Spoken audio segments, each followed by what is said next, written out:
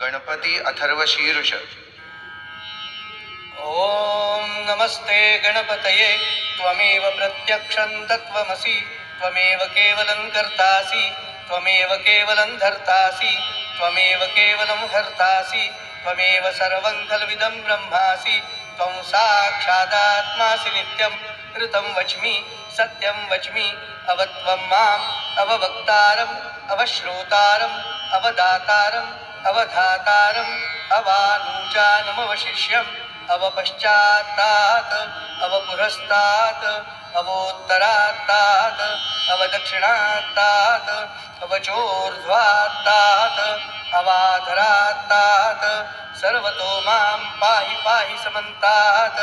त्वं वाङ्मयस्त्वं चिन्मयः त्वमानन्दमयस्त्वं ब्रह्ममयः त्वं सच्चिदानन्दाद्वितीयोऽसि त्वं प्रत्यक्षं ब्रह्मासि त्वं ज्ञानमयो विज्ञानमयोऽसि सर्वं जगदिदं त्वत्तो जायते सर्वं जगदिदं त्वत्तस्तिष्ठति सर्वं जगदिदं त्वयि लयमेष्यति सर्वं जगदिदं त्वयि प्रत्येति त्वं भूमिरापो नलो निलो नभः त्वं चत्वारि वाक्पदानि त्वं गुणत्रयातीतः त्वमवस्थात्रयातीतः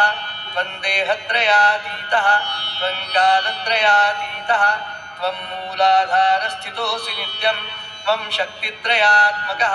त्वां योगिनो ध्यायन्ति नित्यं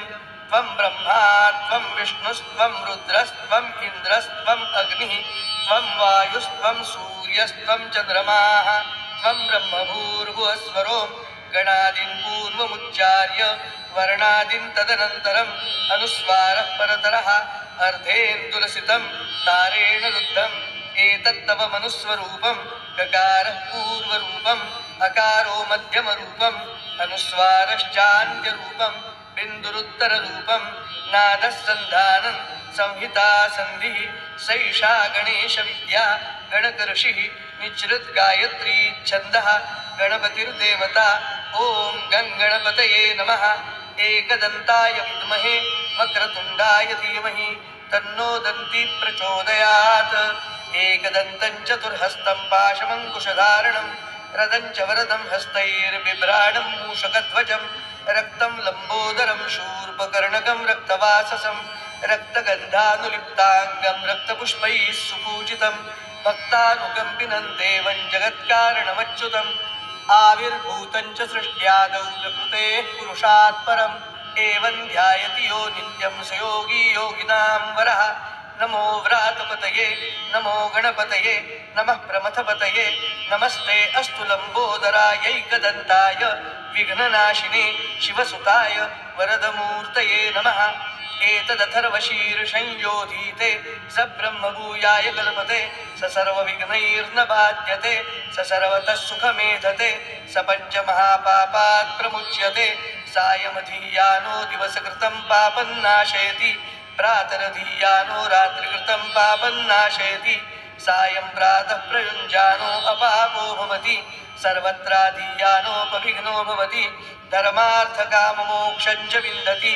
इदमथर्वशीर्षमशिष्याय न देयं यो यदि मोहात् दास्यति स पापीयान् भवति सहस्रावर्तनात् यं काममधीते तन्तमनेन साधयेत् अनेन गणपतिमभिषिञ्चति स वाग्मी भवति चतुर्थ्या मनस्तं जपति स विद्यावान् भवति इत्यथर्वणवाक्यं ब्रह्माद्यावरणं विद्यात् न बिभेति कदाचनेति यो दूर्वाङ्कुरैर्यजति स वै श्रवणोपमो भवति यो लाजैर्यजति स यशोवान् भवति स मेधावान् भवति यो मोदकसहस्रेण यजति स वाञ्छितफलमवाप्नोति यस्समिद्भिर्यजति स सर्वं लभते स सर्वं लभते अष्टौ ब्राह्मणान् सम्यक् ग्राहयित्वा सूर्यवर्चस्वी भवति सूर्यग्रहे महानद्यां प्रतिमासन्निधौ वा जप्त्वा सिद्धमन्त्रो भवति महाविघ्नात् प्रमुच्यते महादोषात् प्रमुच्यते महापापात् प्रमुच्यते स सर्वविद् भवति स सर्वविद् भवति य एवं वेद इत्युपनिषत् ॐ भद्रं कर्णेभिः शृणुयाम देवाः भद्रं पश्येमाक्षभिर्यजत्राः स्थिरैरङ्गैस्तुष्टुवांसस्तनूभिः व्यशेम देवहितं यदायुः ॐ स्वस्ति न इन्द्रो वृद्धश्रवाः स्वस्ति न पूषा विश्ववेदाः स्वस्ति नस्तार्क्ष्यो अरिष्टनेमिः स्वस्ति नो बृहस्पतिर्दधातु ॐ सहना भवतु सहनौ भुनक्तु सह वीर्यङ्करवावहै तेजस्विनावधीतमस्तु मा विद्विषावहै ॐ शान्ति शान्ति शान्तिः।